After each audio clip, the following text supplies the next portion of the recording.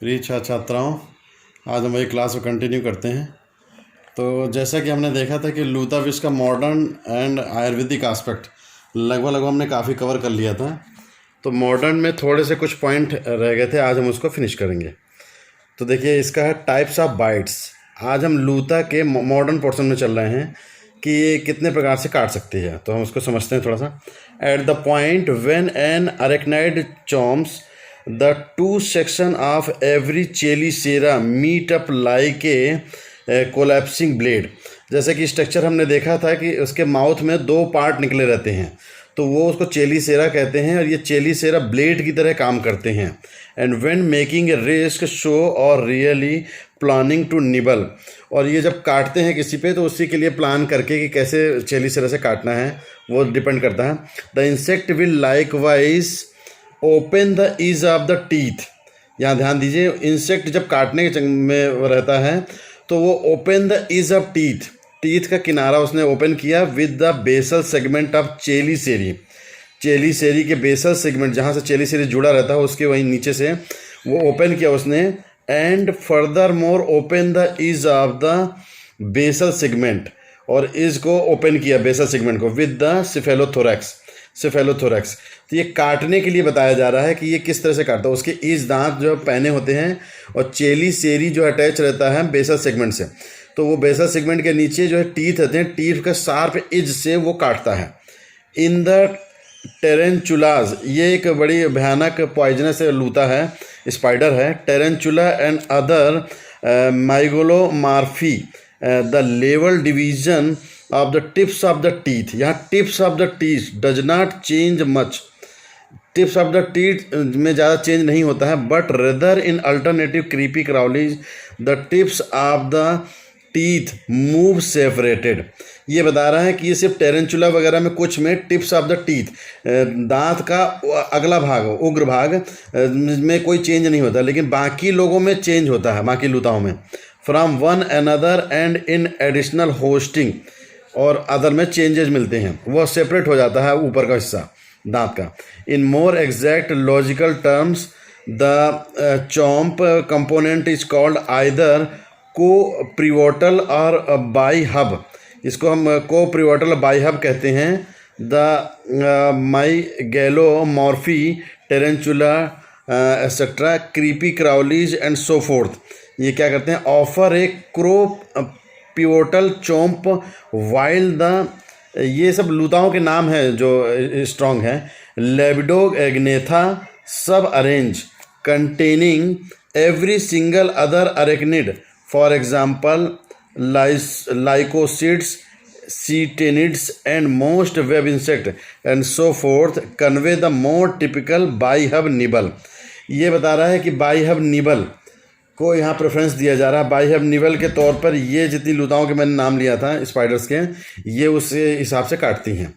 Insects have the capacity to control how much venom is infused into an object. ये very important point है।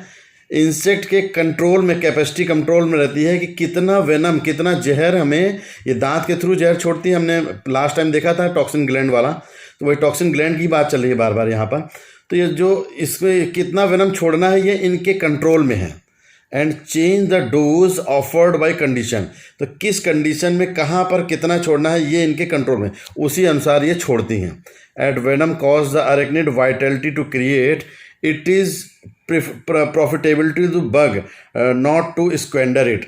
तो वो कहाँ पर किस कंडीशन में कैसे छोड़ना वो अपने हिसाब से वो कंट्रोल करके छोड़ते हैं। अब देखिए, क्रीपी क्रॉली वेनम जो जहर छोड़ते हैं वो क्या कैसा होता है वो अब हम समझेंगे। The central worry with the nibble of therapeutically noteworthy insect the impact of the arachnid venom. तो अरेक्निड मतलब कीट का जहर, क्या कीट में लूता भी आती है, उसका जहर कैसा होता है अब हम समझेंगे। एक bug elimination happens at whatever point a bug chomp somebody and infuse venom into the injury. तो ये हमको मिल सकता है कोई उसका डिफेंस के लिए या किसी उसमें इंजुरी पे होने पर हम देख सकते हैं इसका venom. Not all bug nibbles include infusion of venom into the injury. जो चोट वगैरह लगती है उसमें जरूरी नहीं कि इसका वेनम मिले ना मिले। And the major of venom infuse can differ dependent on the kind of insect.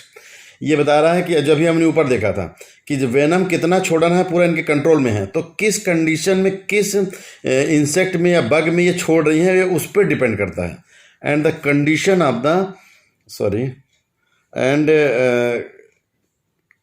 Condition of the experience, ये बार बार वही बात आ रही है कि कितना वेनम किस कंडीशन के अकॉर्डिंग रहता है, कितना छोड़ना है, और बाकी रहता है लूता के स्पाइडर के कंट्रोल में है।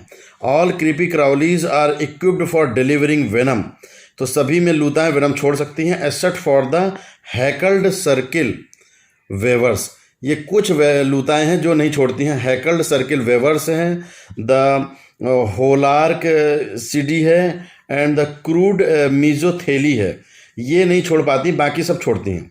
Venom parts are comprised of protein, peptides, venom में प्रोटीन होता है, पेप्टाइड होता है, केमिकल होता है, एंड न्यूक्लिक एसिड होता है। Poison from venom are unsafe to people, ये हार्मफुल होता है, सेफ नहीं है। And these are as neurotoxins, neurotoxin भी है, कार्डियोटॉक्सिन भी है, मायोटॉक्सिन भी है, हीमोलाइसिन्स भी है, एंड साइटोलाइसिन्स भी है। ये डिपेंड करता है कौन सी स्पाइडर है और किस जगह की स्पाइडर है। तो ये सारी चीज़ें हमने देखी। अब इसकी पैथोफिजियोलॉजी क्या है किस वेनम की, तो देखिए creepy crawlies venom deal with one of two essential standards. इसका वेनम में दो मेन चीज़ें होती हैं। They are either neurotoxic assaulting the sensory system, ये सीधे न्यूरोटॉक्सिक होती हैं, और नेक्रोटॉक्सिक, या टिश्यू को डैमेज करती हैं, the nibble, and again assaulting indispensable organ and framework. तो ये हमने देखा है, ये न्यूरो होती हैं या नेक्रो होती हैं। नेक्रो मतलब टिश्यूज़ को नष्ट करने वाली, न्यूरो मतलब नर्व सेल को अफेक्ट करने वाली, डिस्ट्रॉय करने वाली। A few people wind up extremely touchy to the venom, specially to creepy crawly venoms in the wake of getting a sharpening sting. ये जो शार्पनिंग स्टिंग वाली बात अभी हमने की थी, जो टॉक्सिन ग्लैंड होती है दांत के पीछे होती है, मैंने बताया था कल आपको, उस दांत में ये सेपरेशन की प्रवृत्ति रहती है, दांत अलग हो जाता है।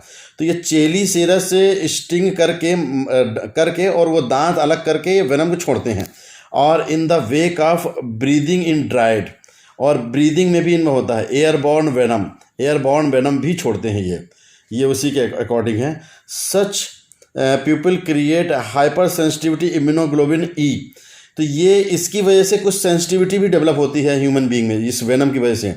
वो hyper sensitive immunoglobin E reaction, antibodies against venom proteins, जो वेनम का प्रोटीन्स होता है या जो भी कंपोनेंट है उसके अगेंस्ट हमारे यहाँ दो प्रकार की इम्यूनिटी होती है, सेलुलर और humoral.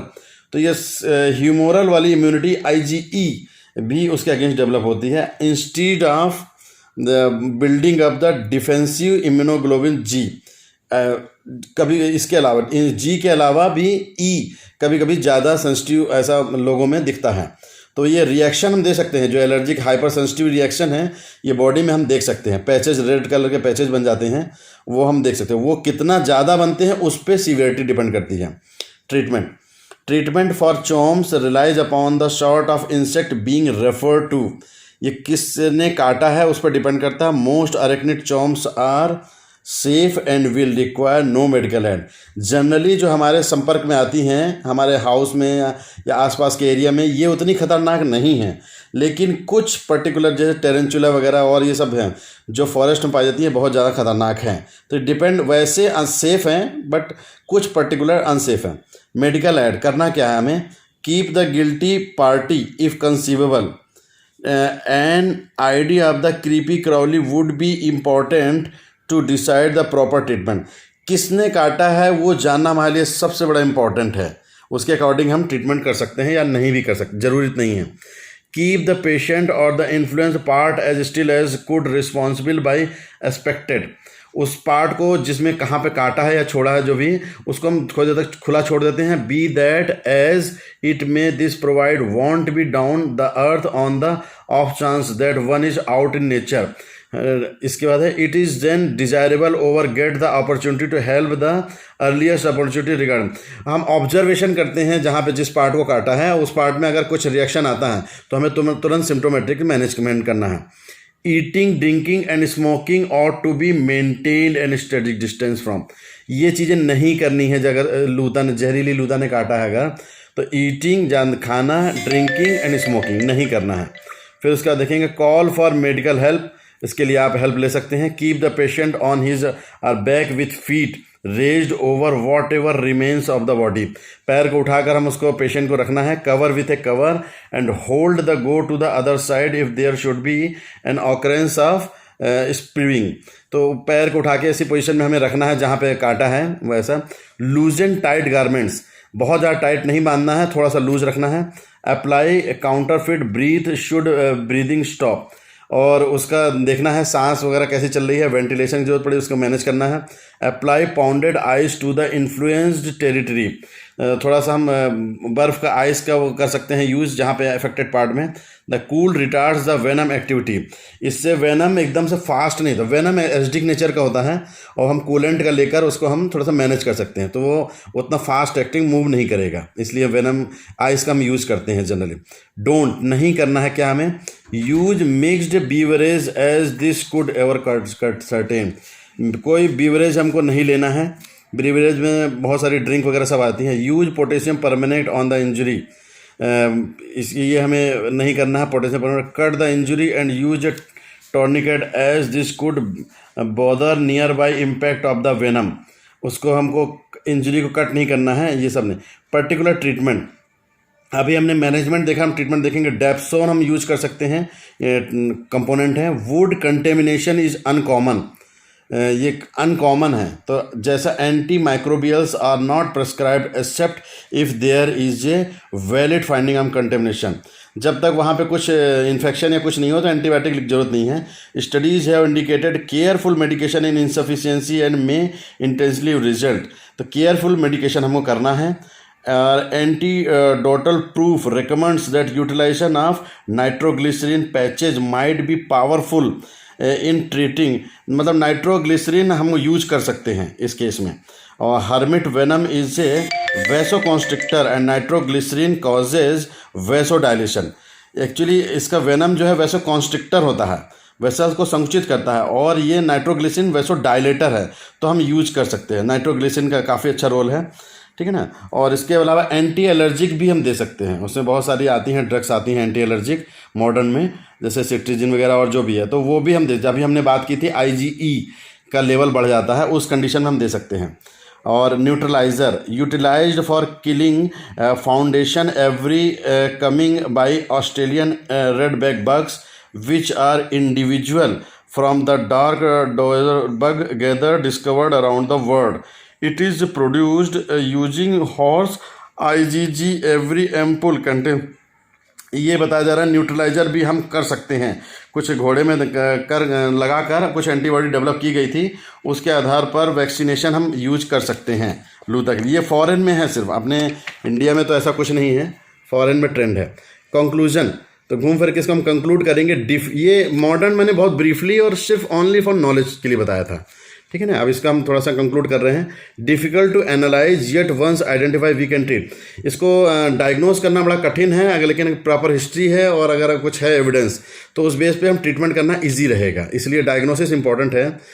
If left untreated it will stay quiet and go about as दूसरी विश, अगर आप इसको छोड़ते हैं, कोई ट्रीटमेंट नहीं करते हैं, तो हो सकता है कभी सीवियरिटी ना डेवलप हो, लेकिन ये एज ए दूसरी विश आपके बॉडी में बना रहेगा, तो यानी प्रॉब्लम करना ही है उसको फ्यूचर में, इसीलिए हम थोड़ा सा सावधान रहें इससे। अगर नहीं भी सीवियरिटी हुई है लेकिन लूता ने काटा है तो आपको उसका कुछ ना कुछ ट्रीटमेंट करना ही चाहिए, क्योंकि विष का ट्रीटमेंट जस्ट एंटी क्या है, अगध, तो आपको अगध का सेवन करना ही पड़ेगा मिनिमम लेवल, और बाकी उसकी जो थेरेपीज़ हैं, चतुर्विंशति उपक्रम है, वो भी हम यूज कर सकते हैं एज़ पर कंडीशन। चलिए आज इसी के साथ हम लूता विष को फिनिश करते हैं, कल से हम नया चैप्टर लेंगे। ओके।